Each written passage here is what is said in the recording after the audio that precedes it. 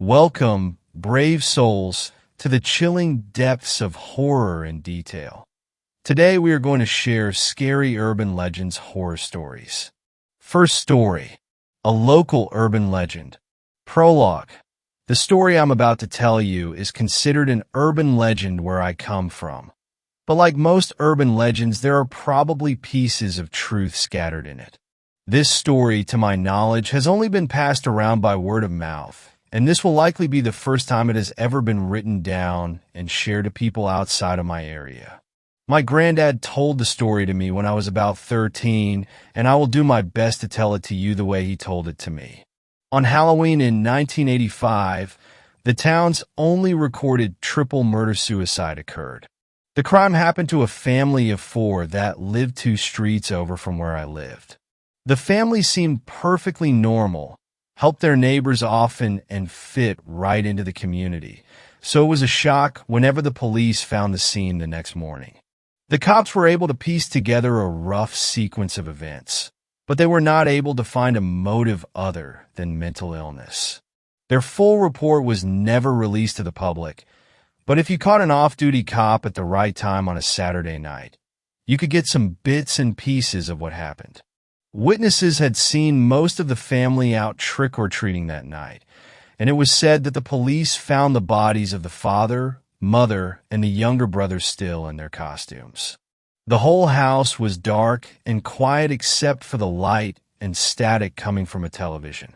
After a closer look, the police found a couple of VHS tapes the family had rented from Blockbuster earlier that night.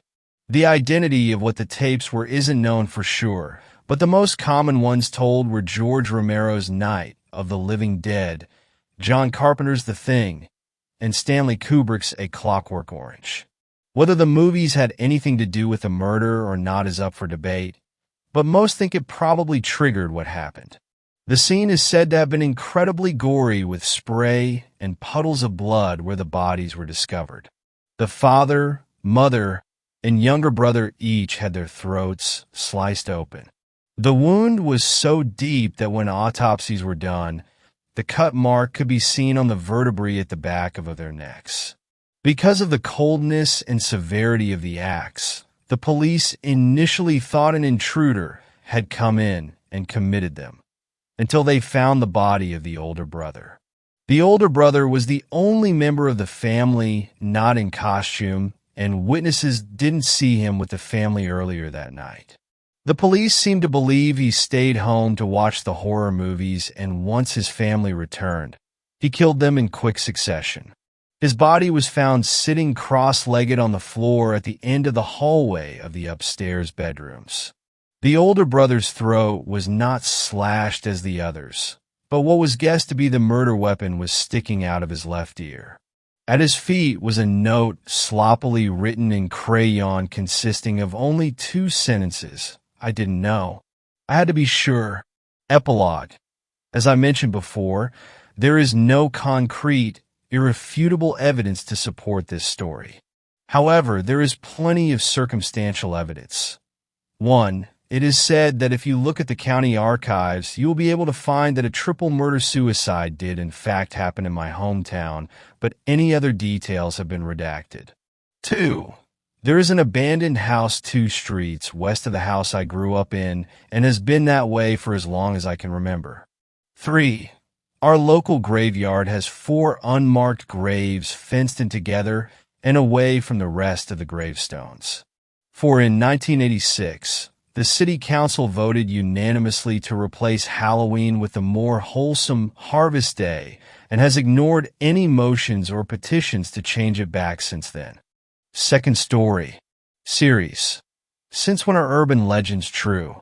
My story started this summer, just a couple weeks after I turned 16. I started working at the local park. As in, it isn't actually a park, but the owners want us to treat it that way. It's actually the garden of an elderly couple.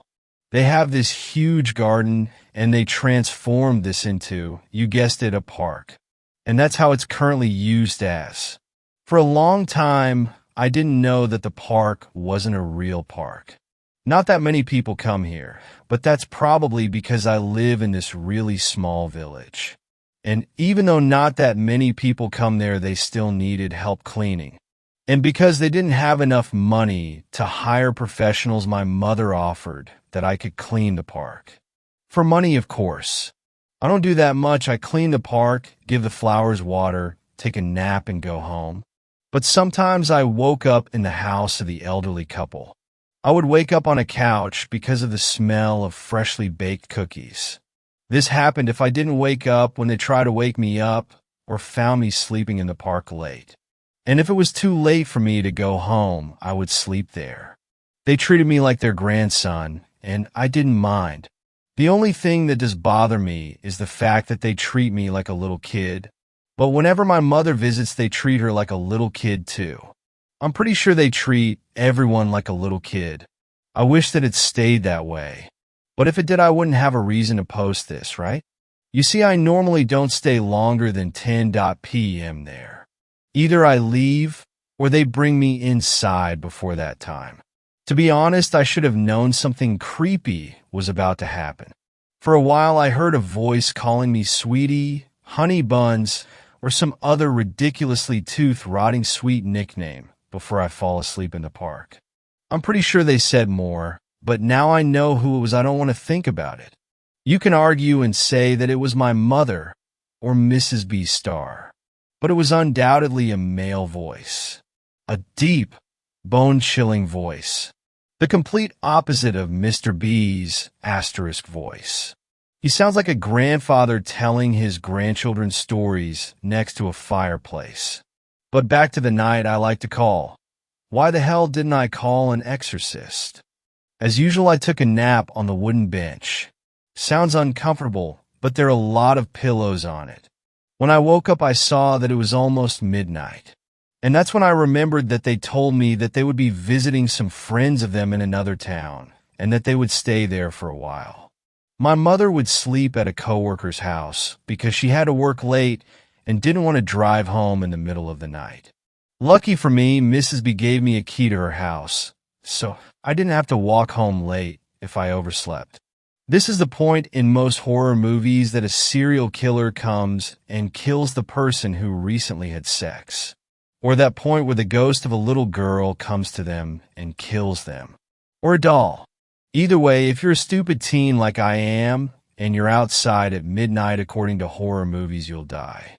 Sometimes I wish that it was a serial killer. In an indirect way, it kind of was.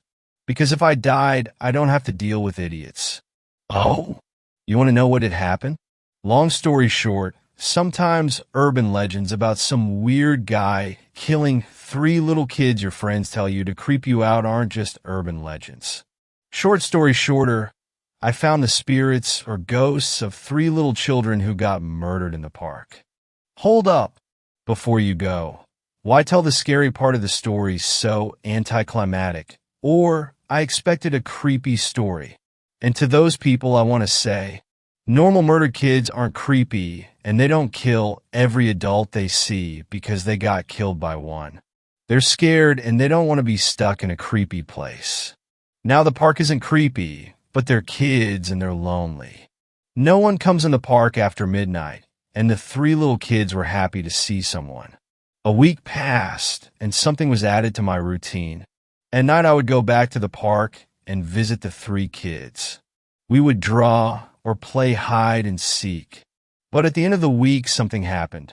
The kids and I were drawing something when I suddenly felt the presence of someone else. It was calming and felt nice. I looked up from my paper and saw a light. Obviously not the light, but you get what I mean. When the light faded, the kids and I were surprised to see a blonde girl with wings and a halo smiling at us. She thanked me for taking care of the kids, and a piece of paper appeared in front of me. She asked me to sign the contract so the little kids finally could go to heaven. To this day, I still don't know why the red light bulb in my head didn't turn on. Aren't contracts things that demons do? Why did I have to sign a contract for them to go to heaven? Nothing tied the kids to earth. So why didn't they go to heaven the moment they died? Lucky, or better said, not so lucky. For me, I have the answers to those questions now. As you can guess, I signed the contract. The kids cheered and we said goodbye to each other. One of them gave a drawing she made. 3 small stick figures resembling the kids and one bigger one resembling me. It was adorable. A port opened and the little kids ran through it. I waved at them and the port closed. Next to me stood the angel and I thanked her. She laughed a laugh I will never forget. Her blonde hair turned black and her wings melted away. "How you doing, sweetie?" I stood still for a couple of seconds, not wanting to accept the fact that the voice I heard wasn't just my imagination. The angel smiled at me, and I turned around. A guy at least a head taller than me stood in front of me. He had a creepy grin, and for some reason he felt familiar to me. I turned to the angel. "Didn't your mommy tell you that ignoring people is rude?" I turned back to the guy and remembered the story about the 3 killed children. Finally, a light flickered on in my head. "You killed them, didn't you?" The grin turned into a proud smile, and I sighed. "Let me see the contract." It was as if a switch was flipped, turning on every light bulb in my head. The angel smirked, and I looked at her. "Kid, let me tell you something. Everything has its price, and the price to bring those kids to heaven." I stopped listening there. At least the kids went to heaven. Unfortunately, I'm running out of time and probably should go home soon. So I'll tell you what happened really quick. The demon, yes, the angel was a demon. Surprised? But yeah, the demon told me the price for sending the kids to heaven. Apparently, the kids were tied to earth. They were mad and wanted revenge on the man who killed them. Unfortunately, fortune for them, the man got the death penalty, meaning that they couldn't find rest and stayed on earth as spirits. Like I said, I have not much time left. Long story, very short. The contract is in Latin, and big surprise, I don't speak, let alone read Latin. The demon explained me that heaven and hell are tied together. And because the kids don't want to be in the same place as their murderer, he had to go somewhere else. And guess what that somewhere else is? Earth. In the contract stands that I agreed on being the spiritual or whatever guardian of Scott, or the murderer if you don't get it, meaning that he gets to stay on Earth, and if he kills someone it goes on my name. So everyone will think I did it. Sucks, right? So for the past months I had to deal with a serial killer. Don't worry, he can't hurt me, but he's annoying and Alice doesn't really help. Oh yeah, Alice is the name of the demon. Or at least that's what she calls herself. Why I wrote this? I wanted to share some things with you guys, so I get at least a little bit of support. I mean, I can't go to my mother with this. She'll think I went insane. Think of it like an online journal. I'll post shit that happens in my life, and you guys hopefully give me some tips to make my life less shitty. But every good story ends with a lesson. And I guess the lesson of this story is read the damn contract. Can't read the language? The internet exists. Also, angels don't do contracts, demons do. Thanks for reading, and I really hope that at least one of you can help me to fix this problem. I should probably go home now, although I wouldn't mind spending the rest of my life here if it means that I don't have to see them again. But then again, I'll probably miss TV too much. Third story. The Mimic, an urban legend. It was a slow autumn. The trees were shedding their leaves, and the branches moved rhythmically with the soft wind that was blowing against them. I don't have much time left before it finds me, so I'll try to make this as quick as possible. And if you are reading this, try to finish it so you can be prepared and maybe think of a solution to this problem. My neighbor, Mary, held a garage sale yesterday. She pretty much put up all her belongings on sale because she was moving away to live with her sister. It was just a regular sale, nothing out of the extraordinary, but the entire day was almost depressing. I'd known her for almost half a decade, and it was sad seeing her leave, but it was pretty obvious for it to happen considering all the things she went through the previous year. She lost her son and husband last October. It was pretty big back then, and the entire locality knew it. Nothing really happens here, but last October, we were the highlight of all news channels. A couple of burglars got into her house and killed her son and husband. The police got involved, but all their investigation left them to nothing but a dead end. It was never picked up again and was left a cold case. Mary just wanted to forget about all of it and just get away from all this misery. I respected her choice, and I thought it was probably the best thing she could do. Her lawn was completely mobbed by people, half of whom I think are homeless. A lot of the stuff were cheap, and heck, I'm surprised that she wasn't giving any of these for free. I mean, she only charged a couple of bucks on all of them. I looked through the lawn and tried to search for something valuable, but most of the stuff were already hogged by the crowd. I went over to one of the small tables, where I spotted an old Sony Handycam. I picked it up and examined it, and to my surprise, it worked. Looks like you found something, haven't you? I turned around to see Mary behind me.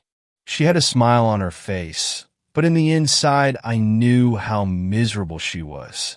Well, it is a good deal, so I can't complain. Hey, you don't have to pay for that. We're dashed. It doesn't matter. I'm not taking it for free. I want to help you out a bit. She let out a weak smile and walked back towards the crowd. It broke my heart to see her like that.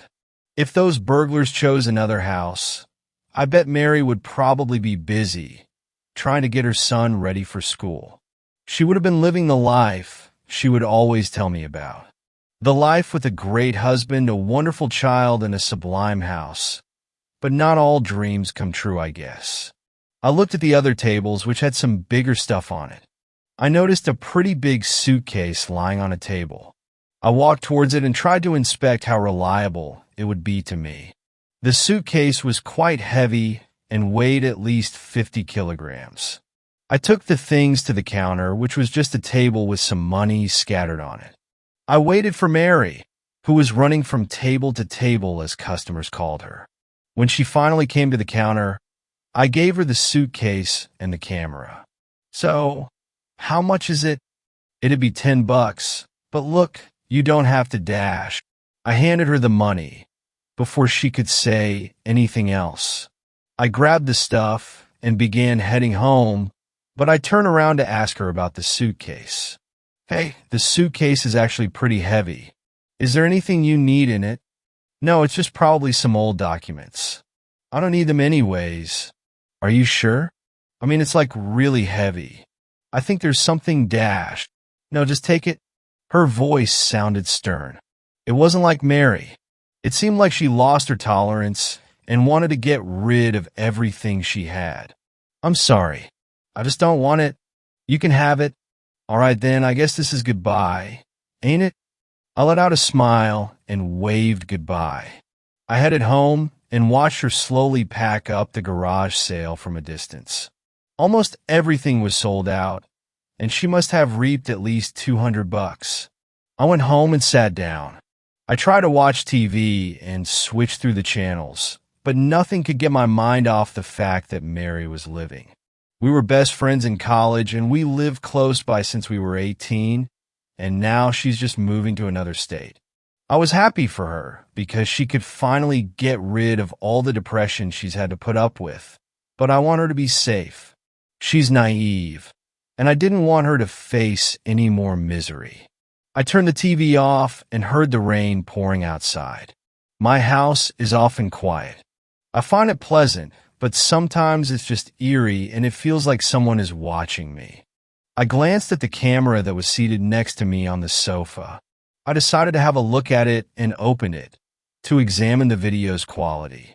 It seemed old due to the dust covering it, and the lens was covered in a spider web. The video quality was grainy as an old film. It was hard to make out whether the lens were closed or opened. I pressed almost every button on the camera to improve its quality, but nothing seemed to be a solution. What was I even thinking?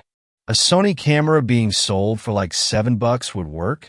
Nevertheless, I accepted the crappy quality of the camera and decided to use it to take photos when I went on trips, but before I could do that, I had to make sure if there was anything on the camera. I began to click on some buttons on the screen and eventually ended up on the gallery tab. The photos and videos displayed on the screen dated back to 2007, and the last video was in October 2021, the same month Matthew, Mary's son, died. I didn't want to look at the videos, but I had to. Matthew's death was a surprise to the entire neighborhood. He was a nice kid and would help the old people out. I used to drop him at school before I got a job. I just wanted to look at all the joy that happened before everything went downhill. I opened the first video, filmed in May 2007. It was a video of Matthew's birthday. It was so heat-warming to see Mary and her son that happy, but I don't think I can ever see her that joyful anymore after what happened. I went through all the other videos. It was hard to go through all of them, and at multiple times I just had to pause and get a tissue to wipe my eyes. After an hour, I finally reached the videos that were shot in October 2021. I clicked on the first video, and a loading symbol appeared on the screen. It felt like hours until the video finally began playing. Video 1, October 28th, 2021. The video started out different. Everything was completely black, and I couldn't make out a single object. I thought Mary forgot to open the lens, but I could make out the silhouette of something standing in front of the camera. It almost had a human-like body, but I couldn't be sure due to the darkness. A voice began talking to the camera. It was Matthew. The video began picking up some brightness. Okay, yeah, I think it's a bit clear. He let out a sigh. Gosh, October's almost done already. I guess time passes by fast when you don't have tests. He let out a subtle chuckle. Why am I even doing this? Gosh, this is a really dumb idea. If anyone is watching this, you should probably stop. It's just going to be videos of me talking to the camera. My mom shouldn't have even given me this. He takes the camera into his hands and almost ends the video, but puts it back on the bed with his face only partially visible. I don't really have anything to say. Today, my friends and I found this diary. Daniel found it, and he showed us. It was pretty weird. First of all, the handwriting was just scribbles with short descriptions, and I thought I was bad at drawing. I looked at the time. It was pretty late, but I wanted to finish all the videos. It was about this thing, an entity. It's an urban legend. I don't really know, but it talks about this thing called the Mimic. Yeah, I know it sounds stupid, and it is, but I'm not lying. I don't really know much about it apart from its existence, but I probably shouldn't read more of it. I was surprised Matthew never mentioned this to me, but he's a teenager. He probably doesn't tell everything to everyone. The stuff's messed up. I really shouldn't have read it. I don't think it's true, but it's still bad enough. There was a sketch of a woman and her baby was ripped out of her stomach and it was being eaten by that thing. There were red marks all over the sketch and it was all messed up. Gosh, I look and sound like an idiot. All right, I think this is enough for today. He took the camera into his hands and ended the video. That was the end of the first video. There are 3 more videos left, but I can't type them right now. I gotta get out of here before it gets me. I don't think I have much time left. It might even be coming for me right now. I keep seeing it in the corner of my eye, or my mind might be playing tricks on me. I don't know. I'll try to tell you guys about the rest of the videos within a few days. Fourth story. There's this old urban legend about this ice cream truck in our neighborhood. Before I was born, my mother and father grew up in this same suburban neighborhood. The year for them when this started was 1993, and they were about 12 to 13 years old. And during that time, they would always spend their summers outside since it would be too hot to be parked inside reading comics or playing with toys. My parents would play on the block with a whole bunch of kids, but the ones that stuck out were Nicole, Manny, and Lee. These were the close friends of both my parents, and they did pretty much everything together. The summer of '93 was extremely hot, according to my mom, so she and the rest of the group were playing with super soakers and water balloons to cool off. My dad remembered that Lee stopped what he was doing and turned his head to see a bright white ice cream truck playing the Mr. Softy song, slowly creeping up on the street. In that moment, a bunch of kids came out with their $5 bills in hand as they ran up to the radiant truck. With their wide smiles and high-pitched demands for single cones, popsicles, and snow cones, they all rushed the truck in happiness. My parents, Nicole, and Manny went inside to ask their parents for money, while he made his way to grab some water. As he was walking, though, he noticed the truck getting ready to leave as quick as when it arrived. But what was strange about the whole thing was that the kids that were by the truck were nowhere to be seen when he looked over to the window spot. It was like they all just vanished. The only thing Lee saw was the ice cream man, giving off a friendly smile in his direction. And in the next minute, he shut his window door with a slam before slowly driving away. He stood there on that empty street alone and petrified. When my parents, Nicole, and Manny finally came back outside, they saw him standing alone, so they called out to him, but he still just stood there like he was in a trance. He only pointed his finger towards the direction of where the ice cream truck headed and didn't say a word. A few hours later, the police were called for the children that mysteriously disappeared at that truck, and all he kept telling them was it was the smiling ice cream man. The next few weeks after that incident, no kids were found at all, and life continued on normally for my parents and their friends. There were different ice cream trucks coming and going, but Lee wouldn't ever go to them because of the fear of what he saw. It was the middle of August and summer was winding down. My parents and their friends were staying out more late than usual outside riding bikes in their neighborhood when they heard the Mr. Softy jingle again.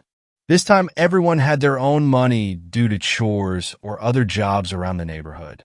My dad told me the sun was setting, but it was so humid that day that they literally rushed over to the truck on their bikes to get anything that was cold to help themselves cool down. The only one who was hesitant was Lee, because he knew that the ice cream truck was sketchy.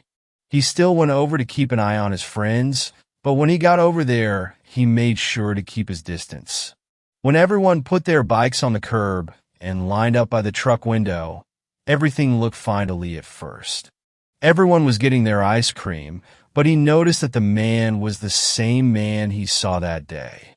He dropped my mom's ice cream and apologized as he closed the window to go fetch another one. At that moment, Lee knew it was time to go, and he didn't waste any time trying to warn everyone either. "Robbie, let's just go to my house. I got a bunch of ice cream and shit. We really don't need this truck." Lee nudged my dad and whispered to him, while giving him an obvious "shit's about to go down" look in his eye according to my dad. My dad, however, was telling Lee that he was just paranoid and waved him off. Lee at that moment tried again, but this time pulled my dad and told him again more seriously. My dad apparently was about to push him off when Lee told my dad about what happened the day the kids disappeared. "You remember when I was talking about the smiling ice cream man? This is him," Lee told my dad in a hushed tone, so he wouldn't arouse suspicion. My dad then walked over to my mom and tried to get her to back away from the truck. But they weren't fast enough. The ice cream man came back to the window and called out to my mom, "Aren't you forgetting your ice cream?" My mom brushed off my dad's arm and walked over to get her cone, but she didn't notice the sprayer in the man's other hand. In one swift motion, he put the sprayer up to my mom's face, and before Manny, Nicole, or Lee could pull her or my dad back, they all got hit by the gas, and after a few coughing fits, all of them fell to the ground and blacked out. My parents apparently remember waking up in a poorly lit room that was only illuminated by a weak and flickering bulb. My dad was the first to wake up, seeing Manny and Nicole chained to the walls and Lee tied up in a chair next to my mom. My dad quickly looked around the room quickly and saw some of the kids from a few weeks ago, but not in the way he wanted to. Some of them had their throats slit, deep stab wounds in their faces, disemboweled, and some even having fingers cut off. It was, to be put lightly, as my dad called it, a horror show. He started to panic and scream, but realized that his mouth was gagged and saw that the others were too. He could hear steps coming down the stairs, creaking more and more the closer they got. He saw the ice cream man, but this time it's as if the man became something more sinister, something darker. The man's smile was twisted into a wide, malicious grin, and his eyes gave off no glint or any form of light. The clean white uniform shirt and his khaki slacks were replaced with a smock with dried-up blood stains marking it like a tie-dye shirt. In his hands, he was holding a large hunting knife that looked dangerously sharp and well-polished, that had started to reflect brightly off the dim light. He walked over to my mother and lifted up her chin with his hand. "I'm going to have some fun with you before I snuff that pretty little light out of you," he said with a greasy smile. My dad tried to struggle out of his restraints to help my mom, but the ropes were too strong for him to get out of. The man then walked over to Lee and looked at him with intensity in his eyes. This could have been so easier if you didn't open your mouth." Following his slightly hushed voice was swift right hook aimed right for Lee's cheek. My dad heard his cheek give off a loud crack and his muffled grunts behind the gag. He could see Lee starting to have tears in his eyes, but gave the evil adult a defiant look and stared him down. "Aha, you think you got guts, kid? We'll fucking see." The man started to laugh maliciously as he walked over to Manny and ran the knife lightly across his throat as he brought it to the cloth gag and gave it an easy slice. "So, kid, your friend over there thinks he's tough. You want to prove him wrong?" He put the knife up to Manny's cheek and gave it a light cut. "Fuck you. Help us, we're stuck in here. Help." Manny tried to call out to anyone at all, but all the vile man did was laugh hysterically. "You can scream all you want. No one will hear you. No one at all," the man said with a wide grin as he held the knife close to Manny's face. "Fuck you, you fucking weird shithead." And with that, Manny headbutted the man in the nose. The man stammered back and held his bleeding nose in his hand. My dad noticed that his eyes were more malicious and full of contempt after that hit, and then an awkward silence filled the room. The man looked at Manny with a deadpan, soulless stare and flashed that friendly smile he showed us hours ago. Then in that moment, he ran up to Manny and stabbed him in the stomach. My dad tried to get out of his restraints to help, but the ropes were knotted too tight. My parents had to watch in horror as their friend was brutally gutted and stabbed over and over in his chest, his face, and even in his head, to the point where brain and viscera was everywhere on the man. He rubbed Manny's blood on his face and let out a deep exhale. He walked over to a cabinet in the room and pulled out a scalpel and slowly walked over to Nicole. The thumps were the only thing echoing in the room as Lee and my parents looked in despair as he walked up to her and held the scalpel right over her left eye. He then brushed the hair out of her face and hovered the scalpel dangerously close to her pupil. "Your eyes," the man said as he started to breathe frantically. Nicole tried to struggle, but the man held her head firmly on the wall, staring deeply into her eyes as he waved the blade over them. They just looked so pure and full of hope. He looked over to Lee and then said, "You still got guts, kid?" With that remark, the man raised his arm back, getting ready to use it. Nicole tried to shake her head to move out of the way, but it was hopeless as the scalpel pierced her eye and the man smiled widely in glee. He took off the gag so that he could hear her cry in agony. The remaining group watched with tears running down their cheeks. They watched him wiggle around the scalpel deeper and deeper into her eye as Nicole's cries became primal and unnerving. My dad recalled trying to fray the ropes even more to help, but it seemed like he didn't need to as he heard footsteps rushing down the stairs quickly. Due to the street cams on the stoplights, the police were called, and they came to the house where the truck was parked at and went down to the basement. They all had their weapons drawn as they saw the man picking out Nicole's eye and looking at the officers with an evil and sadistic smile. The officers screamed at him to put his hands up, but he just walked slowly towards them. That's when my dad heard gunshots and saw the bullets hitting the man in the body. He still kept moving with each shot and started to raise his hunting knife to strike while gurgling in excitement due to his wounds. The officers finally put him down with a shot to the head, and he fell back onto the ground, never to move again. Years passed, and my parents, alongside with Lee and Nicole, never really got over the situation, and they still felt like Malcolm and I weren't safe in the neighborhood. I wish I could say they were wrong. I really wish I could. The legend, however, still reigns true to this day, and here's how it goes. Every summer onward after the incident, you could hear the Mr. Softy jingle in the neighborhood in the middle of the night. It gets louder and louder the more you try to ignore it. If you look out the window to see what's causing the sound, you will see an ice cream truck in the shadows with a figure looking out of it. If you look into his red eyes, you will walk towards his truck and be taken away and vanish. Malcolm, and I didn't believe in it because it sounded crazy at first, but then it made sense. A lot of kids who went missing after the incident apparently sneaked out, and no traces of a struggle was noted. This means that most of the kids had to be targeted by that song, due to one kid being lucky enough to get restrained by his dad. As soon as he snapped out of his trance, he looked around scared, asking if the song stopped.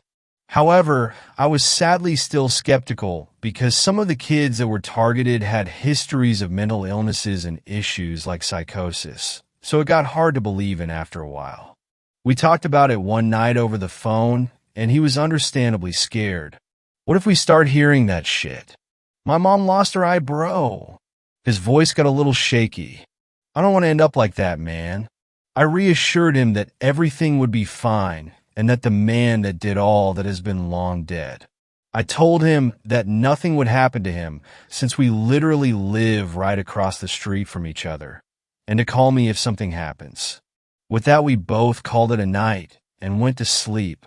I had a dream where I was walking down some steps leading down to a dim light. As I walked towards it, I could smell something decaying, and as I reached the end of the steps, the light brightened up the entire room.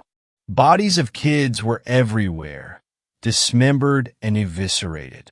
I tried my hardest not to throw up, and as I looked around, I noticed him.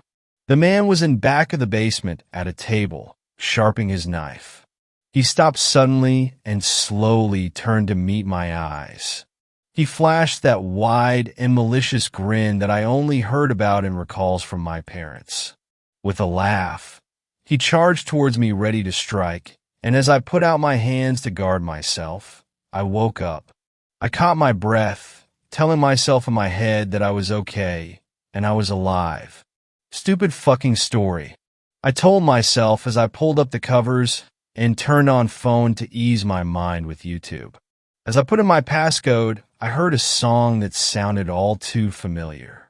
It was the jingle of an ice cream truck, and it was getting louder and louder by the minute. Turns out the legend was true after all. Fifth story. All the urban legends about me are wrong. Throughout all of human history, there has been one constant throughout the variables of civilization's advancement: stories. As mankind moved away from small clay huts to monolithic steel skyscrapers, the yearning to tell and listen to stories has always persisted. It's a way of not only growing and evolving the mind, it's a way of connecting with one another. Yet out of all the methods of storytelling that have evolved from the small carvings of stick figures along Neolithic walls, there's one in particular that seems to strike a nerve more than any other: legends of horror. From the very moment you learn to tuck your children into bed or gather around in communion by a fire, Stories of dark and terrifying creatures have invaded your nightmares through the catalyst of scary stories. Many of these classics have become so immovable in human culture that they've transformed from mere tales of horror to urban legends. Out of the plethora of dark tales told in the night, there's one that holds a certain interest close to my heart. The tales of a mysterious interloper that plays a mesmerizing tune from his pipe to lure unsuspecting children to their doom in the forest brings a certain interest to me. Not because of how it can scare the shit out of a misfit to try and get them to behave. It's because it's about me. Yes, I know what you must be thinking. What the fuck is this guy talking about? Well, just let me explain.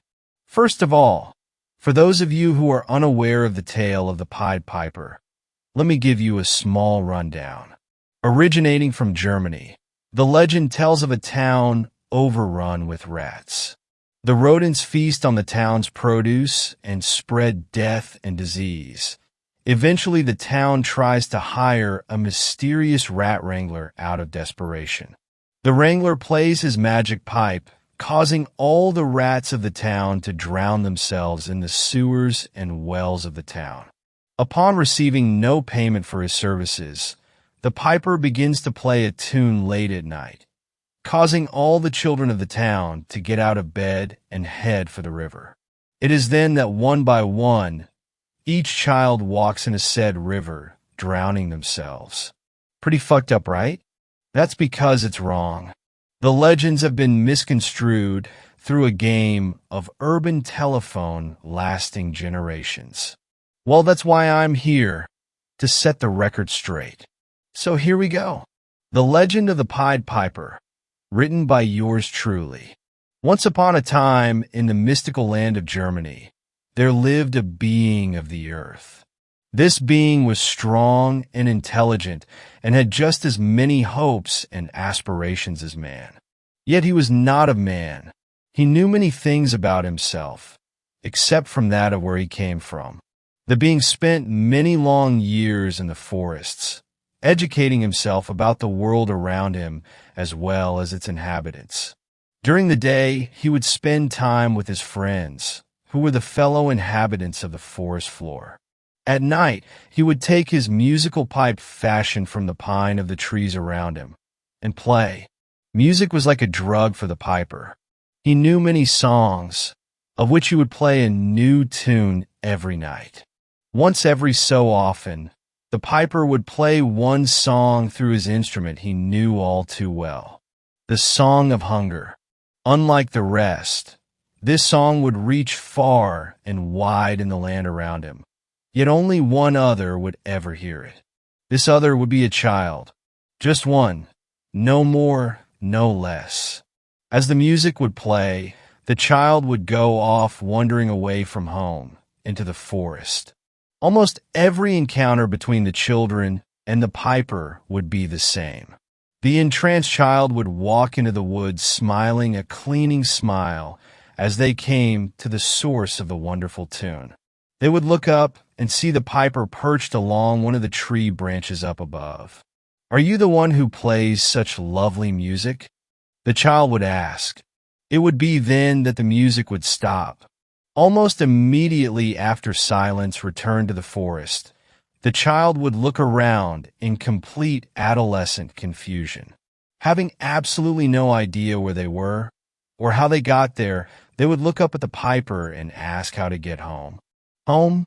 The piper would ask, hopping down from his tree branch. "My sweet, delectable child, you are not going home?" For a short time afterward, the piper approached the child. The quiet forest would be filled with the screams of pain and anguish as the child would be feasted upon by the piper. Tendon by tendon, limb by limb, bone by bone, the piper would consume and leave nothing to waste. But out of everything consumed, the fear and pain of the child would fill the pipe's belly more than anything. It would strengthen his essence with every scream and cry for mercy, to which there would be none. Once the meal was finished, the piper would dig far below for a short while and sleep. Every so often he would awaken for a season and play music, engage with his friends of the forest, and consume a meal. Then he would return back to the ground for another short while to sleep once again. On one particular awakening, however, he was not greeted to surrounding trees as he crept forth from the ground, but by houses and streets of stone. The wonderful forest he had known all his life had become the town of Hamelin. The piper was disgusted by what man had done to his home. However, peering through his anger was curiosity. He would roam the streets of Hamelin, seeing its many inhabitants while also searching for any remnants of his old home. Eventually, he came to the river of Hamelin and was filled with delight. The same water that had run through the forest floor still flowed through the grounds surrounding the town. But all of this adventuring had done the piper in. His belly was gumbling. He was hungry. But the piper knew he could not walk into the town of Hamelin and take a child just because of his appetite. That was rude. And while man may have been rude, he was not. But he was angry. Angry at the perversion that man had done to his home. So as he sat on the outer banks behind the town of Hamelin in the dark of the night, he smiled as a plan arose in his mind. That next morning, dawn arose over a Hamelin under siege by hordes of rats. The rodents themselves had arrived by another one of the piper's talented songs. Day by day, for weeks, the people of Hamelin would try to stomp and smash all the rats, but to no avail. All hope for the little town had seemed lost, until one day the piper came strolling through the streets to the mayor's home. The mayor was weary and tired from the troubling invasion of rats, but was overjoyed when the piper offered a solution. For sufficient payment, I shall find your streets of the rodent infestation, the piper said with a smile. Oh, but of course, anything for someone who could save our troubled town, exclaimed the mayor. That day the piper walked out onto the streets of Hamelin and played another tune on his pipe. The music carried over all of the rats of the town as they safely evacuated the town just as they had appeared. The townspeople rejoiced and clapped as their filthy streets were clean of rodents once again. Upon the completion of his work, the piper returned to the mayor for adequate compensation for his work. How much coin for your service? Asked the mayor of Hamelin. None, replied the piper. For a moment the mayor was confused, until the piper continued. I only asked for your child, the piper said with a smile on his face and a deeper grumbling in his belly. With a face of rage and disgust, the mayor threw the piper out of his home, as the people of Hamelin beat and bruised him till he left their town. It was here that the piper had been changed forever. For the first time in his entire life, he looked back at the distant town of Hamelin with revenge in his eyes.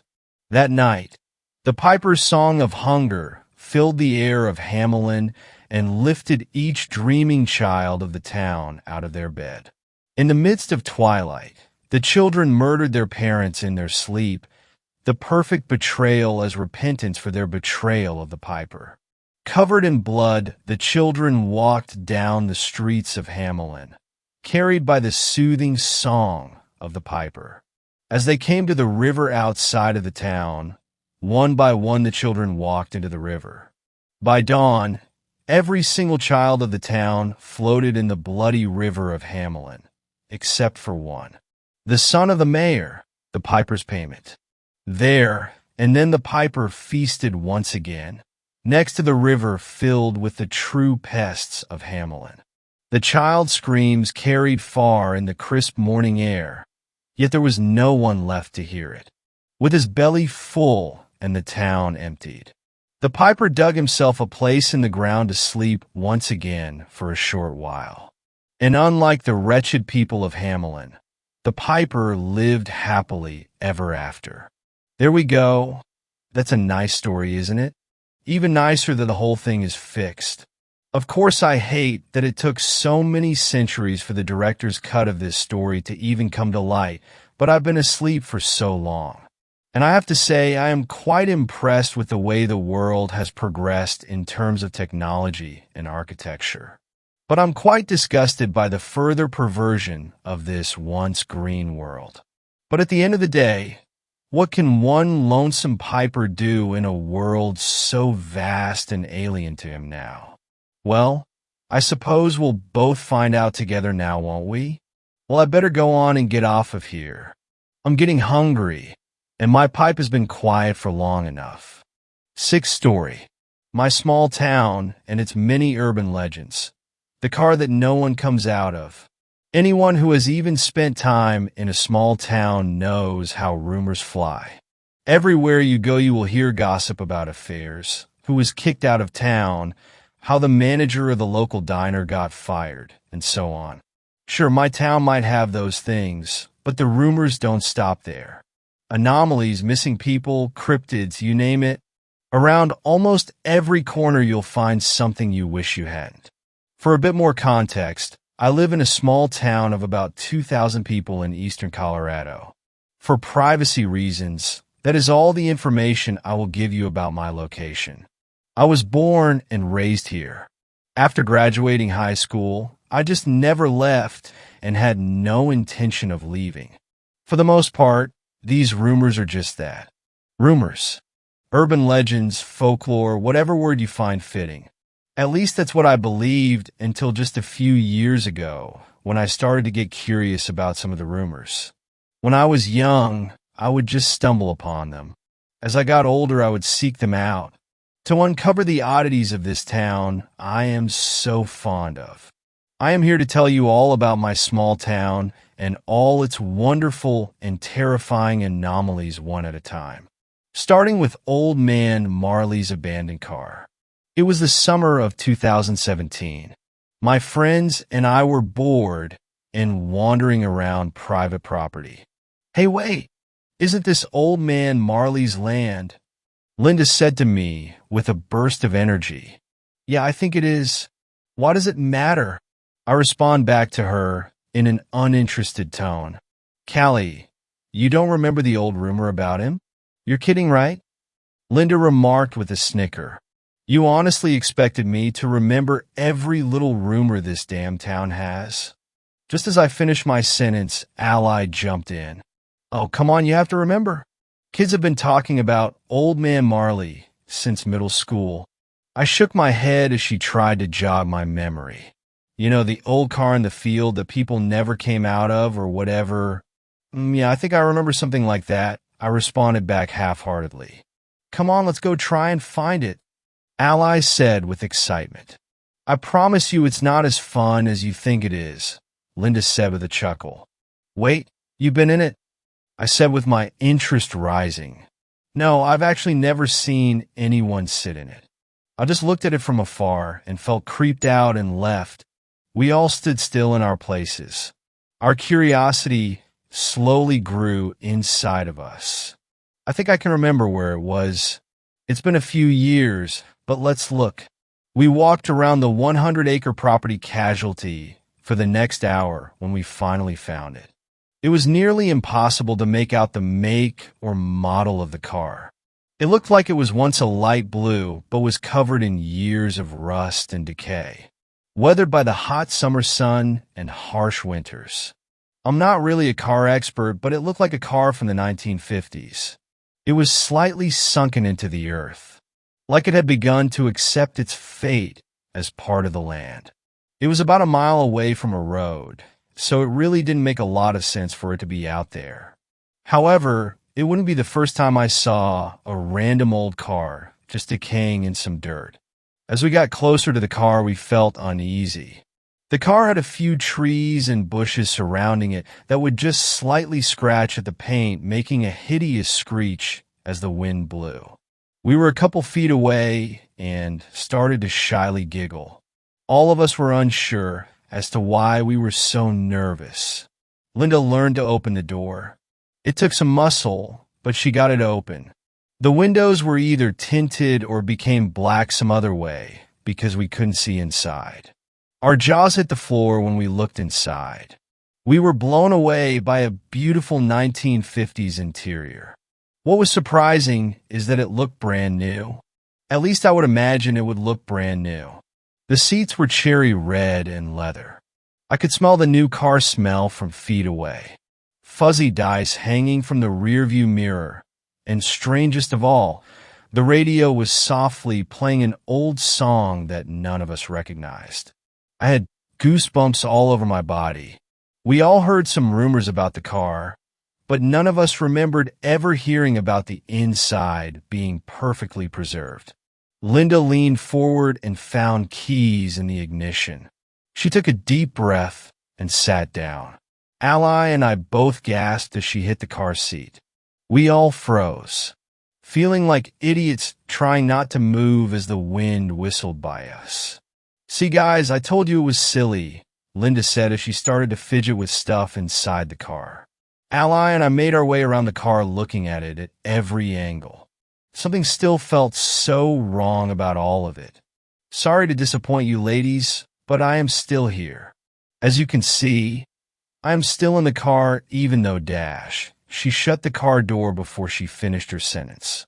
Ally and I stood by the car waiting for an uncomfortable amount of time for her to open the door back up.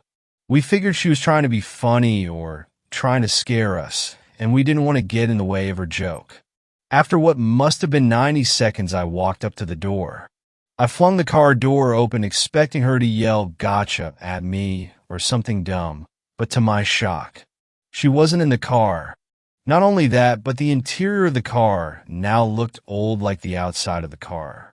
The radio was off, and the keys were gone. The two of us spent the next hour freaking out trying to find her.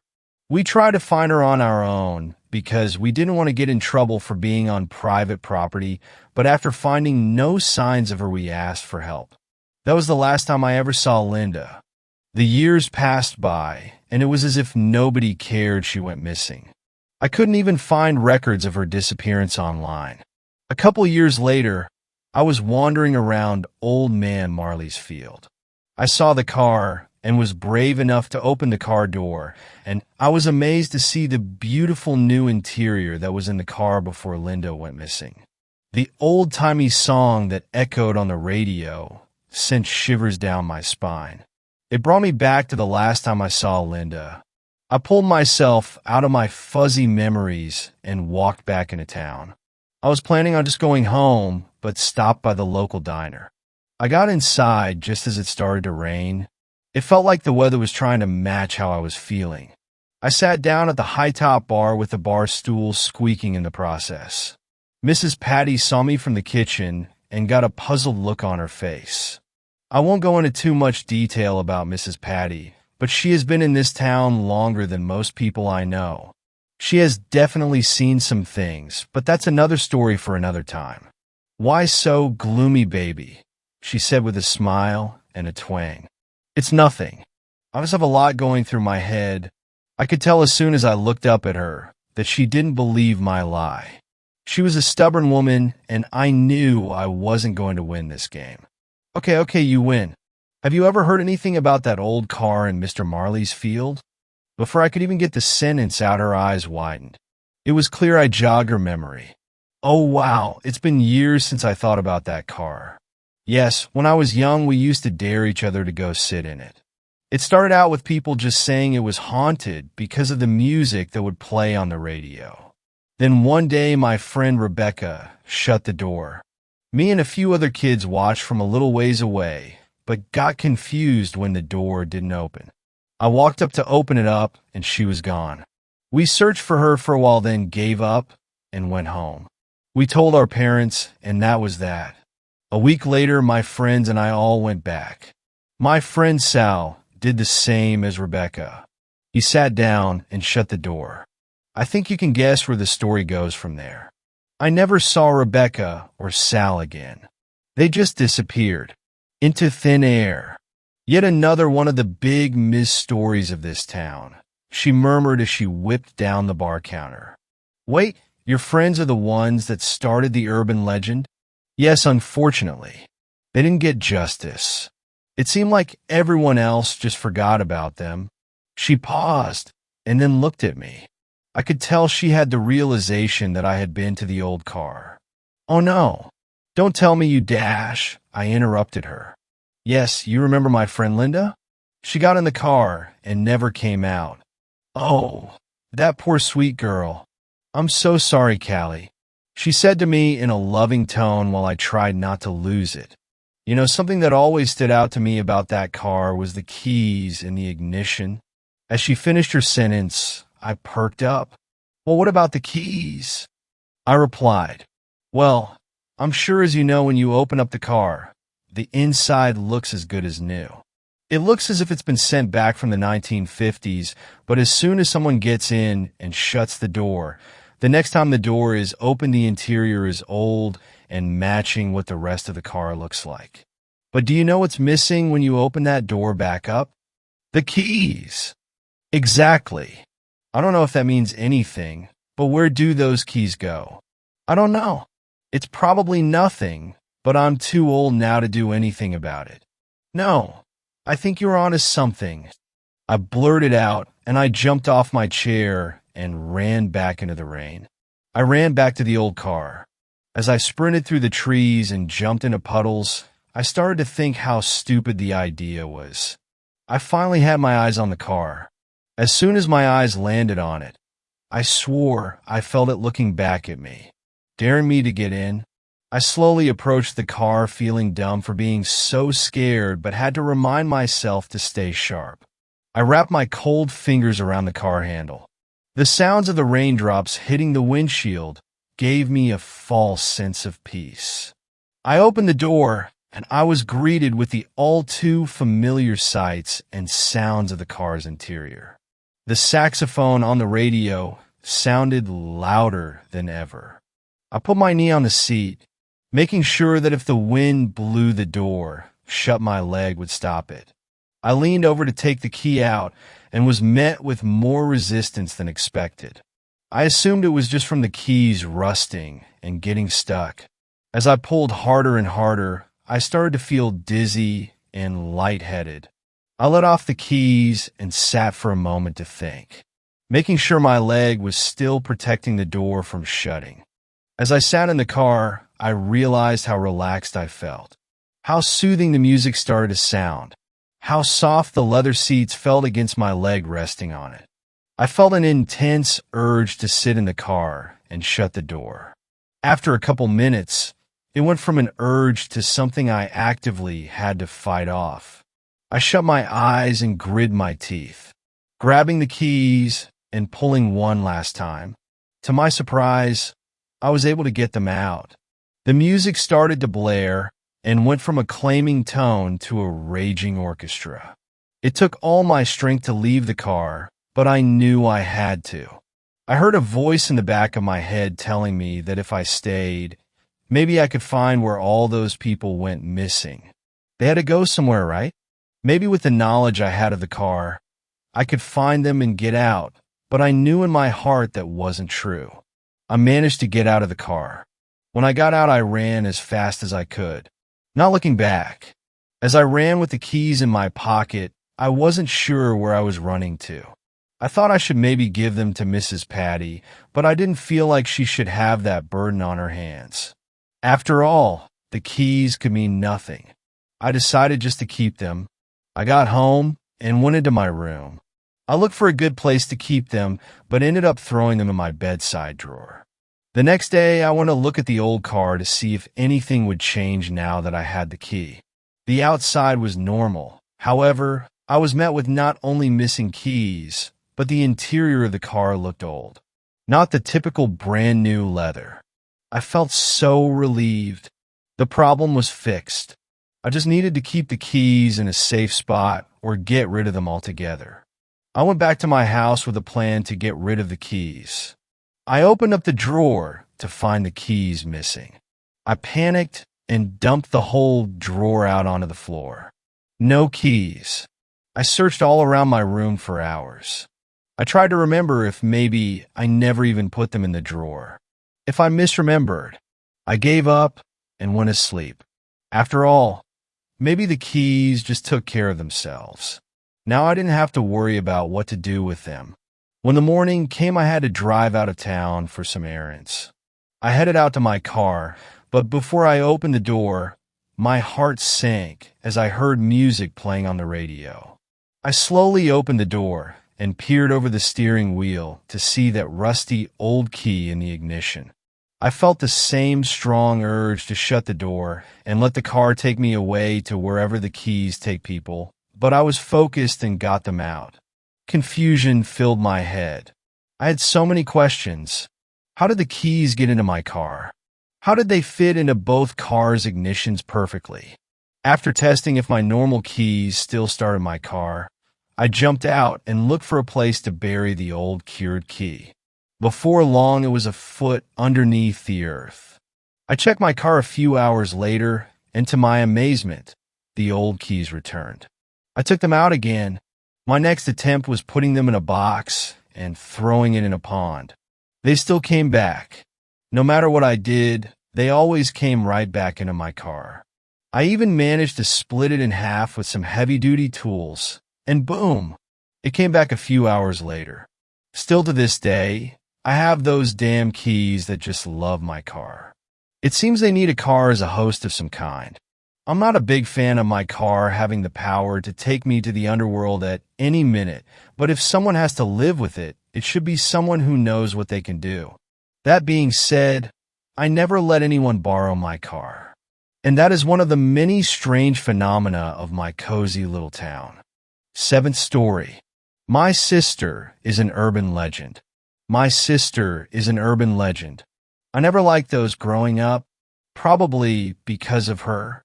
You ever notice how when someone tells an urban legend, it always starts out something like, my brother's cousin had this girlfriend once who, yeah, sure he did. I think that's why people find urban legends fun, though. Nothing bad ever happens to someone you know personally, of course, but it's still someone connected to you, a friend of a friend of a friend. That makes it real enough to be fun, but not so real as to be horrifying or tragic. The thing is, though, urban legends have to start somewhere, and your dumb stories might not be so fun for the people who suffered the truth. Most people don't even remember that I had an older sister, much less who my sister was. Her name was Michelle, but everyone called her Missy. She liked baking a lot. We used to make cupcakes together. That's the strongest memory I have of her, and I hold on to it when times are tough. When people are talking, running their mouths without thinking twice. She always let me choose what color sprinkles to use. Isn't that nice? She was really kind to me for an older sister. Missy was a full 12 years older than me. I was only 6 when she died. Missy had this best friend, Ava. Ava was nice too, and when she came over, she and Missy would let me play with them, at least for a bit. They never treated me like a nuisance. My memories of Ava are scarce. In my mind, I see flashes of black hair, and I can hear her laugh. She had a very distinct laugh, the kind that makes you happy just to hear. Anyway, Ava got sick when she was in high school. Leukemia. She was sick for a while, and then she died. I saw her once or twice in the hospital when she was still feeling okay. I wasn't allowed to see her at the very end, though, but Missy went to see her every day. The day Ava died, Missy promised to keep seeing her every day, no matter what. And she kept her promise. After Ava's death, Missy used to drive to the cemetery every day after school. It was her senior year of high school, and she should have been out partying with friends, getting into all sorts of dumb trouble. But she wasn't. Instead, she spent every afternoon just sitting at Ava's grave. My parents encouraged it at first, but eventually they grew worried. This isn't healthy, my mother told my father one night. They were whispering, but not quietly enough. I suppose they hadn't realized that I was hiding at the top of the stairs, hanging on to every word. It's not good for her. She's torturing herself over this. I think we should talk to her. My father was a man of few words, so each word he used was important.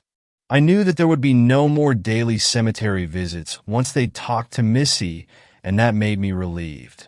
I, too, was worried about my precious big sister. Unfortunately, they never had the chance. That night, Missy was late coming home from the cemetery. My parents were worried enough when the knock came at the door. Missy never knocked.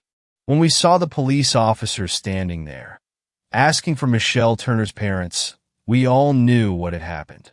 The details came later. It was dark and slippery out. I remember that it was winter then, and ice was beginning to form on the roads. That was probably why my parents were so worried. Anyway, they think a deer ran in front of our old Ford, and that's why Missy swerved. She lost control and rolled the car into a ditch just outside the cemetery. They assured us that it was instant and she didn't feel any pain. My parents buried Missy next to Ava. I begged them not to. At the time, I couldn't explain why exactly that felt wrong. Now I know. It's because she should be buried with us when the time comes. But my parents felt this was what Missy would want. Ava's family agreed, so that's where my sister is buried, next to her best friend in Sandwood Cemetery. Perhaps that's why the legend started.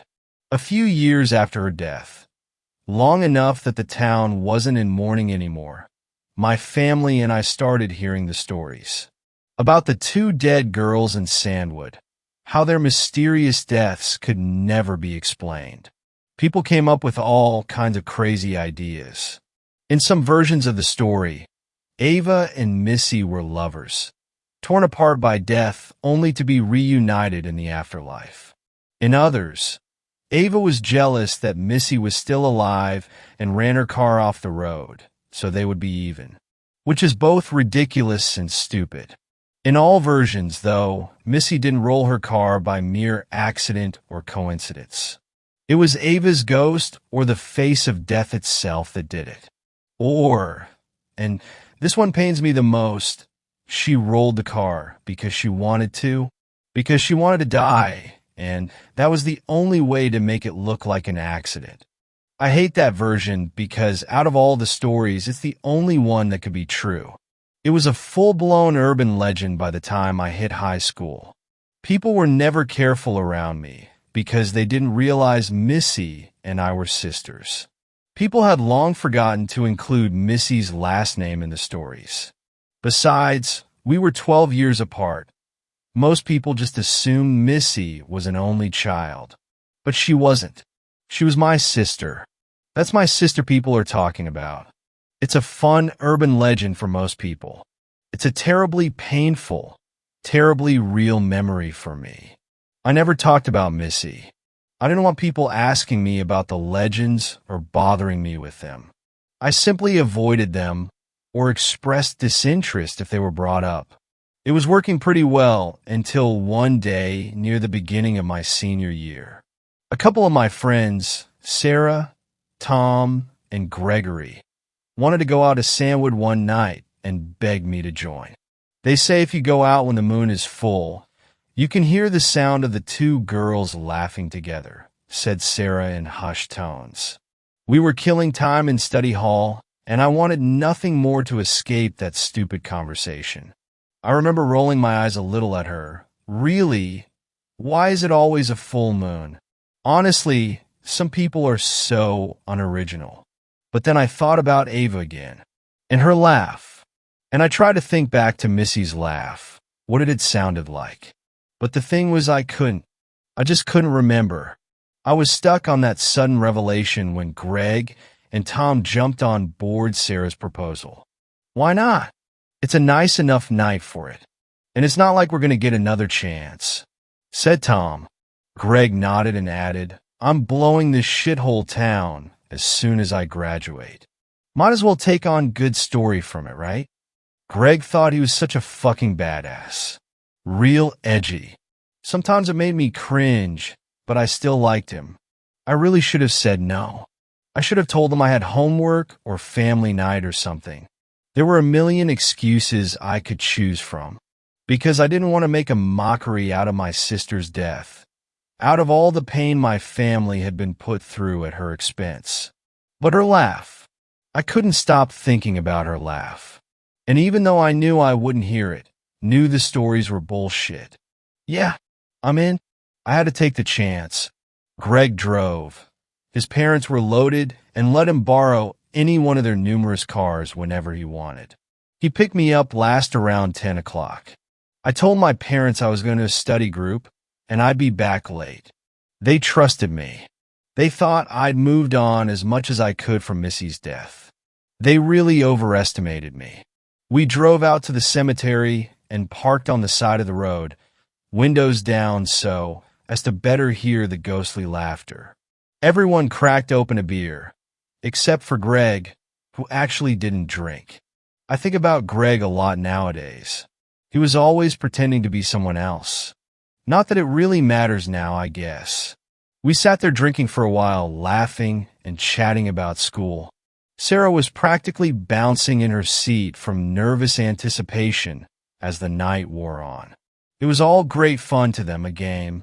I was nervous too, but not the good kind of nervous. Instead, I had a vaguely sick feeling in my stomach, like something bad was about to happen, but I wasn't sure what. The feeling intensified around midnight.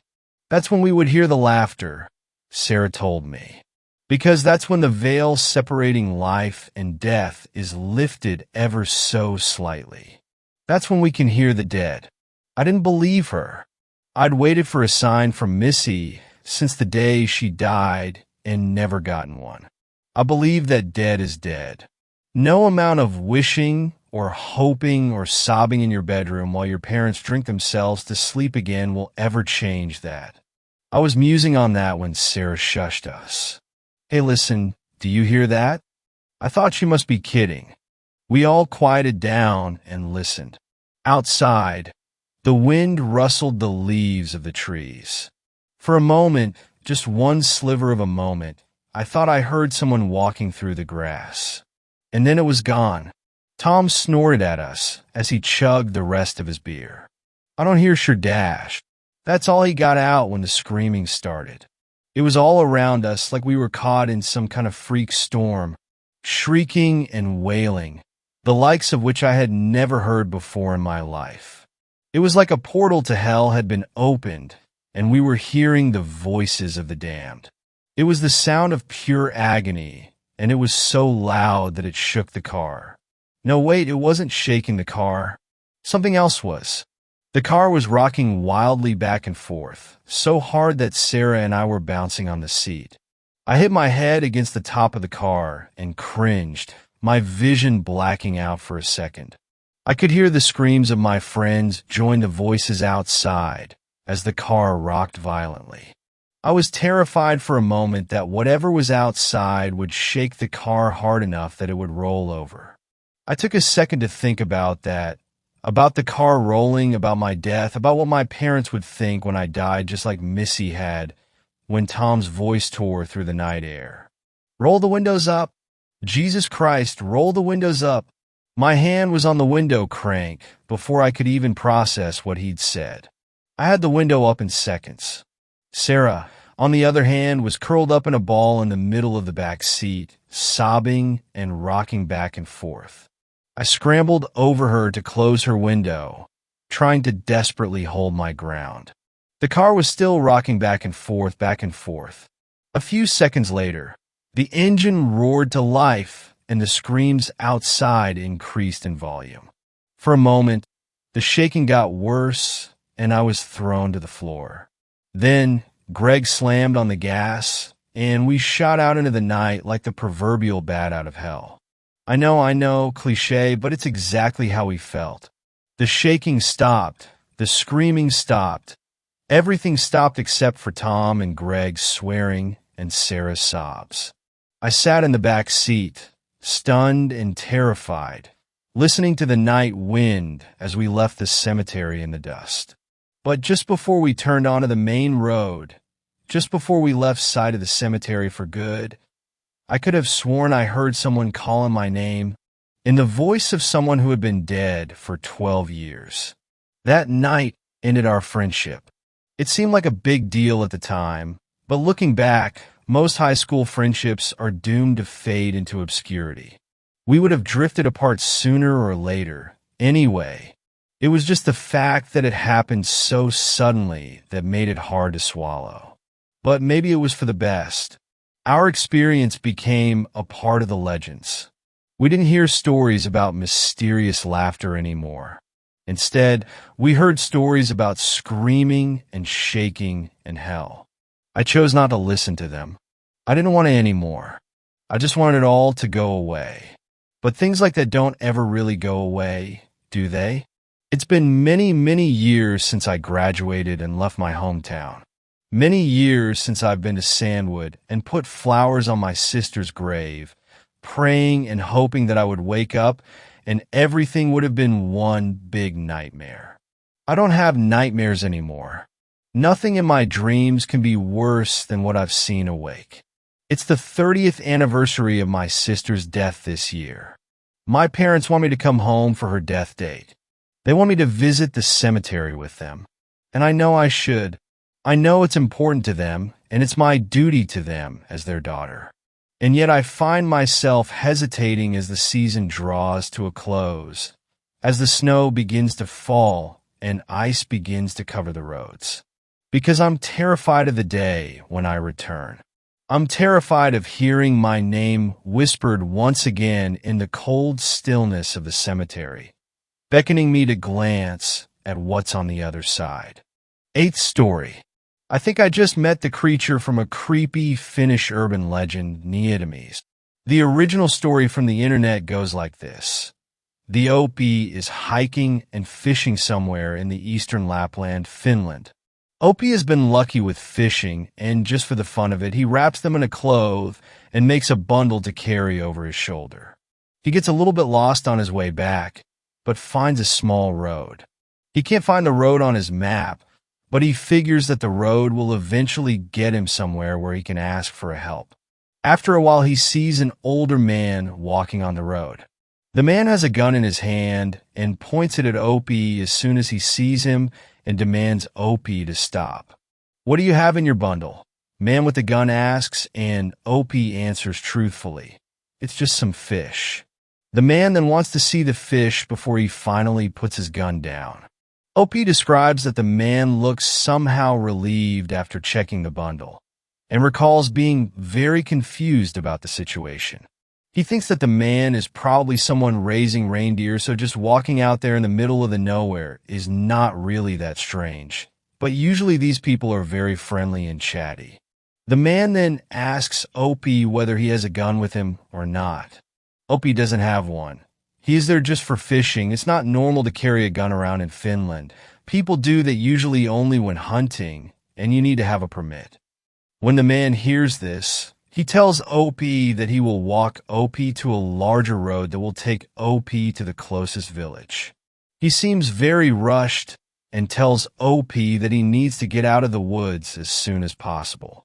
Opie is very confused and is starting to get very scared. When Opie asks why they are in such a rush, the man tells him that he is not the only soul coming from the direction where the Opie is coming from. They arrive to the bigger road. Before departing, the old man grabs his hand. If you see someone in the road with a bundle similar to yours, you best pray that the bundle is full. You don't want to know what's in there, but as long as it is full, you should be all right. If it asks you something, don't answer, and under no circumstances do not ask about the bundle. If it comes closer, you need pray like crazy and close your eyes. That will be at least a little better. At this point, Opie is terrified, but still skeptic of the tales that the old man is telling him. At first, he is making his way towards the village by walking, but after a little while, he suddenly gets very anxious and starts running. Opie keeps looking back to make sure that the road is and stays empty. He can't run for long with everything he is carrying with him, but even when walking, he tries to keep his pace as fast as possible. The forest seems to be completely quiet all of a sudden. This time, when Opie looks back, he sees it, tall, slender figure that seems to be carrying bundle in his shoulder. It is still quite far away, but Opie doesn't want to wait for it to get closer. He drops everything and starts running. Opie writes that he doesn't recall anything from that point to finally arriving the village. He doesn't look back even once. Opie runs to the first house and knocks the door. Luckily, some woman opens the door immediately, as if she had been waiting behind the door for him to knock, and lets him in. Opie tries to explain what happened, but woman doesn't seem to be too surprised. She is looking out from a window, and when Opie takes a look, he sees it. It is standing still on the road, looking straight at the house. "I am so glad that I got away," Opie says. "You didn't get away. It just had its bundle full, but it didn't get to me. I was way ahead. I was watching you from the window. It was right behind you the whole time." This is quite closely a direct translation of the most popular Neotomies story circulating on the internet.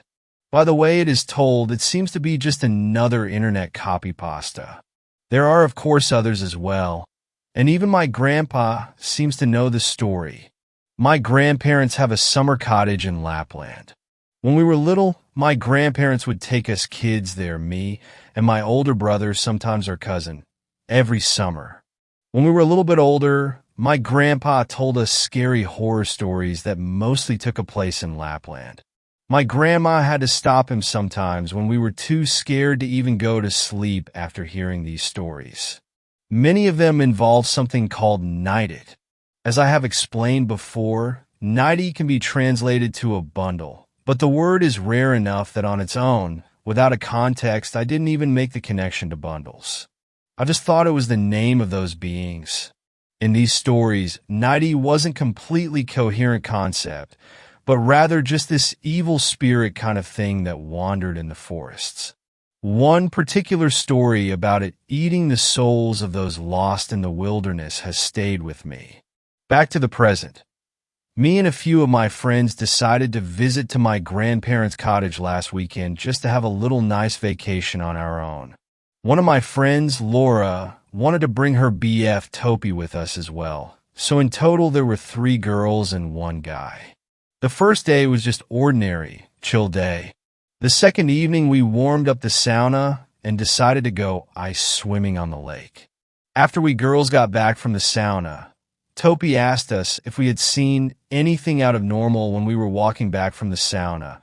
The sauna is on its separate building near the water, about 100 m from the main building where we were sleeping. He told us that he had seen someone or something standing on the road, watching us making our way back to the cottage. He told us that it looked like it had had something hanging from its shoulder, but it was far enough to not see it clearly. I remember the story of Neotomies, and I was sure that he knew it as well and was just trying to scare us. The girls all laughed, but he wouldn't admit to it. On contrary, he seemed to be adamant about seeing something in there. We forgot the whole thing as the night went on. The cottage is quite small.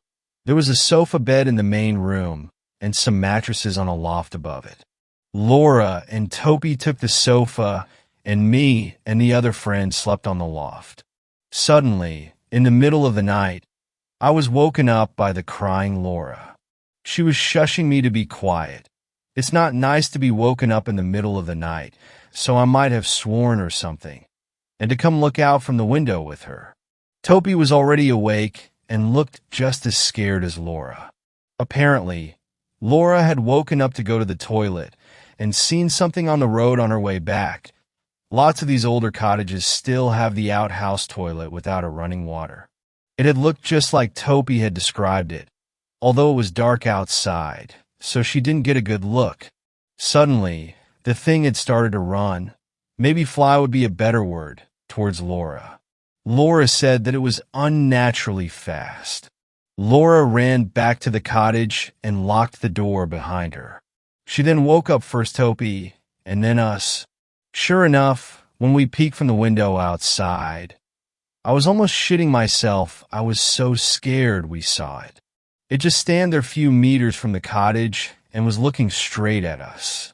It had the bundle over its shoulder, just like it had been described. I am pretty sure the bundle had something in it. I had to look because I remember the stories about the Neotomies. After some time, it just turned and went away, straight to the forest. We didn't sleep at all that night. In the morning, I called my grandpa and told him what had happened. He told us to immediately pack our bags and drive away without looking back, so that's what we did. It could have been just some random creepy dude, but why? But I have never been as scared as I was then. It's been almost a week, but it still scares me shitless. I am certain of what I saw, and the others are as well. I know I sound paranoid and insane, but for real, a lot of people get lost in the wilderness. I think I might have really seen the Neotomies last weekend. I'm going to visit my grandparents next weekend. I want to ask Grandpa what he knows about the Neotomies. TLDR, there is a story about a man with a bundle wandering around in Lapland, Finland. If you meet this man, you better pray his bundle is full. Last weekend, a man with a bundle chased after my friend, and we saw it from a window in my grandparents' cottage in Lapland. Ninth story. I saw an urban legend. This story goes back a while. A few months ago, my two best friends, who happen to be sisters, and I were out on their roof stargazing. We chatted a while and tried to find constellations. Eventually, we sat up and shivered under the thin blanket we had brought out with us. Our conversation came to a lull, and in the silence, I looked out across the street. I saw the lower half of a woman's body for no more than a few seconds. Shocked, I looked at my best friend, Jane. I quietly said to both girls, "I think I just saw a ghost." Immediately, the other girl, Ella, is terrified and begs to go inside. Meanwhile, Jane looks at me with wide eyes and says, "Across the street? Translucent legs?" We scampered inside and began to discuss what just happened. Ella saw nothing, but Jane saw the same thing I did. Fast forward to a few days ago. I went to the theater with a close friend, Maya. While we waited for the movie to start, we whispered to each other, and the topic of ghosts came up. I recounted my experience, and she practically froze. Apparently, there's an urban legend that 100 years ago or so, a woman named Betty was buried. Half of her was buried in Maryland and the other half in my town. According to her, people in Maryland see the upper body, and people in my town see the lower body. I haven't had any particularly interesting paranormal experience since my original encounter, but I can't stop thinking about this. At first, the thought terrified me, but now it's just exciting, and I feel lucky to have had such a paranormal encounter. 10th story. There's this urban legend about the dragonfly. I remember when I was a child, my dad would tell me and my brother of the urban legend surrounding dragonflies. For those of you unaware of the strange nature of the dragonfly, allow me to fill you in. Apparently, if you're a child out too late, dragonflies can sense it and will attempt to punish you by sewing your mouth, eyes, nose, and ears shut with their tails. Imagine that for a moment. A bug that might fly directly into your face and quickly sew your head orifices shut with little provocation. Walking through the woods or some overgrown field, you happen to disturb a dragonfly perched atop a blade of long grass and have it attack you, leaving you blind, deaf, unable to scream, unable to breathe. Horrific. It gives me chills just mulling the possibility. My big brother and I would always turn our noses up at this and frown, sure that our dad was telling us tall tales to make sure we would come home when the sun went down. That was it. Nothing more, nothing less. But our dad persisted and would go into graphic detail about some kid he'd gone to school with. My dad, when he was a child, would go down to an empty lot often with a group of neighboring kids. They would dig in the dirt with sticks to imitate pirates sketching out crude maps to a treasure. They would pitch rocks at one another and whack them away with sticks, they would take up in all manner of play. However, there was this one kid that no one ever invited to their deserted lot. This boy's name was Tanner, and no one liked Tanner. He would always insert himself into their playtime and almost always ruin the fun for everyone. He wasn't exactly a bully from what I've gathered in my father's description, but he often whined and was a right party pooper. Whenever Tanner would be excluded from their activities, he would run home and tell his parents all about the miscreant children's endeavors. Then so it would be that their setting fire to an ant hill would be put to a stop, and the tomboy who'd brought her dad's matches to play with would be grounded. In particular, my dad hated Tanner, but whenever he would tell stories about that time in his life, he always seemed to look back on Tanner as a sort of tragic figure. As an adult, my father could see the cruelty in himself and his peers whenever they excluded the boy. Kids can be cruel, my dad would say, but I reckon that's just the way things go.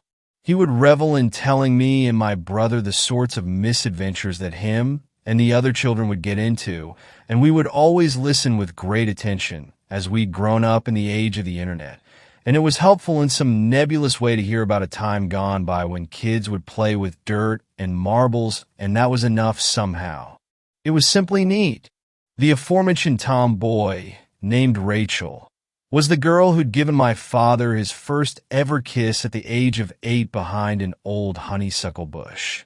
The other children found out and endlessly teased both into never speaking to one another ever again. I remember when our dad told us that bit, I stuck my tongue out and gagged, but my brother, who was a few years older than me, elbowed me and listened intently to our old man. That was also the day we learned of the dragonflies. We were riding in the car to visit the oncologist. Our mother sat in the driver's seat, maintaining eye contact with the road. Our dad twisted in his seat to face me and my brother in the back, his bony frame and bald head and tired eyes moving, motioning as the story unfolded. He and a few of the other kids in his neighborhood had just bought a new explicit music CD from a teenager and were returning to their lot, to their makeshift tin shack they constructed with old sheet metal and branches to listen to the thing on a collective battery-powered stereo. They were all overly excited to learn a few new curse words. As the group walked along the sidewalk, Tanner fell into step with them, pestering my father with question after question. "Where'd you get that? Why's that lady on the cover wearing no clothes? Where you guys going? And finally, I'm going to tell my parents if you don't, let me listen to it too." They had no choice but to let Tanner into their shack if he promised to shut his yap and not touch their stereo. Tanner protested, but ultimately agreed to this arrangement. Quickly, they settled onto the furniture they'd scavenged from the nearby woods. An old stool, a moldy recliner, and a particle board table. They inserted the CD and powered it on, head banging and dancing like little idiots. My father told this bit with his trademark smile, and even my mother in the driver's seat was cornered and had no other option but to grin solemnly gray. A fucking dash started my dad, but upon feeling my mother tense her shoulder, he rephrased. Of course, that rotten Tanner started skipping songs on the CD. My dad threw his hands up. Even after all these years, he was vividly upset with the child. That's when my dad started slapping Tanner's hand whenever it reached out for the silver button on the old stereo. The feeling in the shack was palpable and visceral. A fist fight was brewing, and every one of the children knew it. Finally, Tanner reached out again to skip another song. My father slapped his hand, and Tanner, red in the face and teary-eyed, grabbed the square black box with speakers and held it over his head. "Fine," screamed Tanner before slamming the thing against the dirt floor. It shattered, and the song died into a creaking sputter. The group had had enough and shoved Tanner from their clubhouse so that the little boy went head under feet and straight into the ground. Tanner began crying and slinging dirt into a frenzy, tossing it into their faces. You guys are nothing but a lot of bullies, you know that? All you ever do is pick on me. Bunch of jerks. He spat out a mouthful of dirt, wiping his dusty cheeks. My dad, not too proud of this recollection, jumped onto Tanner's back and sat on him. The other children followed suit and began sitting on the screaming boy. I can't breathe, he would shout. No one cared. They'd had enough of the brat. He began hyperventilating and kicking and punching. It was funny at first, but knowing they couldn't keep him down forever, they got off the boy and let him scramble away. You're crazy, he screamed at them. You could have killed me. He spit and wiped at his face again. That's when they began throwing rocks at the boy. Most of them were light tosses, to be sure, but one of them connected with the side of Tanner's face, sending out a rush of hot red blood. Tanner looked at his hands, now covered in the stuff, and cried even harder. Then he ran from the group across the empty lot and disappeared through a hole in the fence where beyond only the forest was. That was the last we saw of him, said my dad. None of us ever said anything about it, but I know we all felt bad about it. The police asked us lots of questions the following day. Turns out he died in those woods. Our parents stopped letting us go out to that lot after that. My dad sighed, and this was followed with a wet cough, quickly transforming into a gasp for air until his eyes were full of water and his hands were shaking. After regaining control of himself, he continued, rumors spread that the dragonflies got him because he got lost and couldn't get out of the woods before dark. My brother, wide-eyed, asked, why did they say that? Our father shrugged. They said he was found with everything sewed up.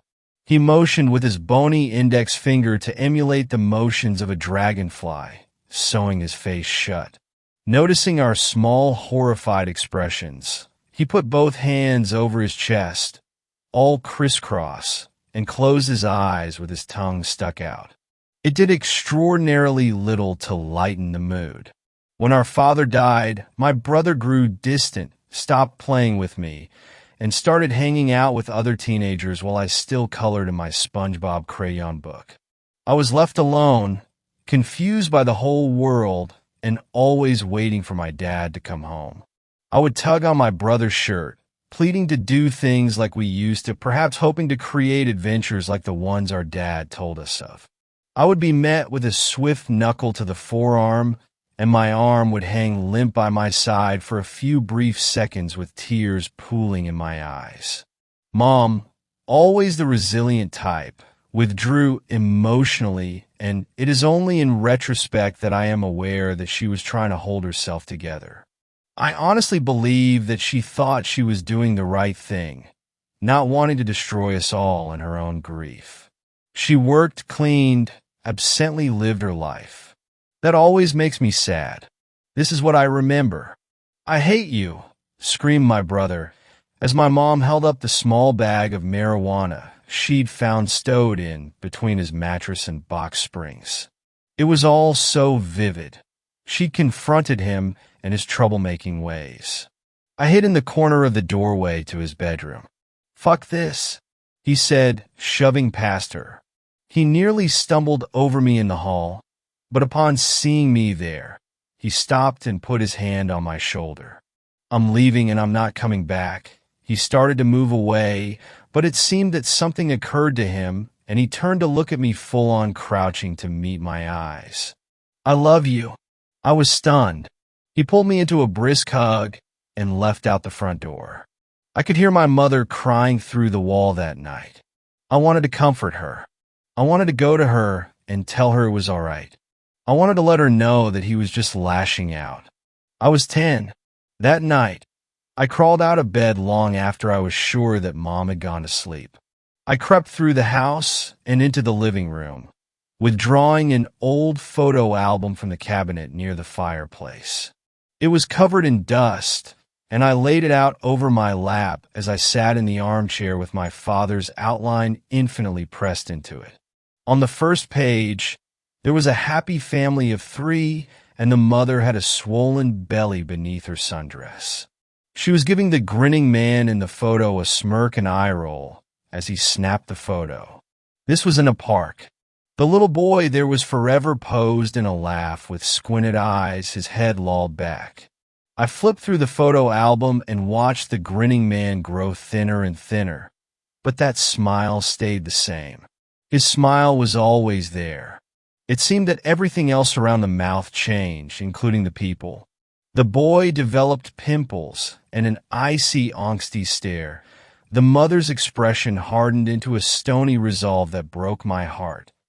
The younger boy, no longer in his mother's womb, grew from a chubby baby into a round-faced boy with a confused look on his face. The man still smiled. As the pictures came to an end, the pimply boy, now a teen, wore all black and painted his fingernails. The mother stopped letting her hair fall into a frizzy, wavy mess and instead opted to wrangle it into a tight ponytail to expose the deepening creases across her forehead. The round-faced boy looked at his father with admiration. The man smiled still. The last picture was of a water-eyed family crowded around a slim man in a hospital bed. The man's skin clung to his skull like the thin paper they wrap gourmet sandwiches in. The mother was pole-stiff next to the bed, looking directly into the camera and holding the man's finger with a limp grasp. The teen's cheeks were stained with mascara. The round-faced boy stood next to his brother, looking at the tiles of the hospital floor. The man in the hospital bed pointed at his chest with one hand and held the other in a thumbs-up fashion. His bruised eyes expressed that he was not worried about the surgery. It was everything else around the mouth that changed. I shuffled the last photo out of its page and held it up to the first. In between, there was a story here that only we could know. All of a sudden, everything made sense to that confused-looking round-faced boy as he sat in his father's armchair. A sound clattered from the kitchen, and I jumped, dropping the book onto the floor and pulling my scared feet underneath my bottom. After a moment of complete silence, I shifted from the chair and scampered across the living room to peek into the kitchen. The room was pitch black, save the moonlight splashing in from the sliding glass door that led onto the back patio. I could feel the blackness all around me like little bugs, hissing in through my teeth. I smacked the light switch near the threshold and kept my eyes fixed to the glass door as the overhead bulb spit light onto the patio. I could see something moving out there, something humanoid and shifting and black against the kitchen light. I held my breath and slowly, deftly moved across the tiles. As I reached the glass door, I put my face against it, cupping my hands. Nothing. Then the dark figure sprang to life, smacking against the door and rattling it in its frame. I tumbled backwards, falling over one of the wooden kitchen chairs, scrambling to flee the monster. I trod across the room, hiding at the edge of the threshold, and turning to look back. I saw a hand grasp for the handle, and the light shone it was pale, and it had painted fingernails. I gasped and rushed back to the glass door, unlocking it and sliding it open. My brother fell into the kitchen, face down, hands scrambling all around, feeling. His body contorted and he clawed at his downturned face. I reached out to touch his shoulder, and he recoiled, turning to expose his face to me. I let out a shrill, stiff cry. His mouth, eyes, nostrils, and ears had been sewn shut in a tangle of thick black thread. He reached out for me, and I could see his cheeks turn purple and swell. He grabbed at my legs, and I backed away in terror, still screaming. Then he fell limp. I could hear my mother moving through the house. She stomped into the kitchen, obviously prepared to hand out disciplinary action. When she saw my brother lying lifeless on the kitchen tiles, She stopped dead in her tracks before springing to action, trying to shake him back into existence. We buried my brother and lived on, putting it away so that it's one of those things that we rarely withdraw and discuss. My mother softened after his death, and we keep in touch. Whenever I visit, we talk about everything besides my dad and brother. As time goes on and her mind has started to slip away into oblivion, she opens more. The most recent time I joined her for dinner, she told me to be careful of the dragonflies. For a long time, I thought that maybe I was the only one that had recalled the story from my father's childhood, but it seems she does too. I miss them every day, and still time's arrow marches forward. Now that I have children of my own, I tell them the story of Tanner and the dragonflies. I'm not quite the storyteller my dad once was, but I give it my best, and it scares them well. I hope it does. Thanks a lot for watching the video. Till the end, subscribe to Horror in Detail for more videos. Drop your suggestions in comment section.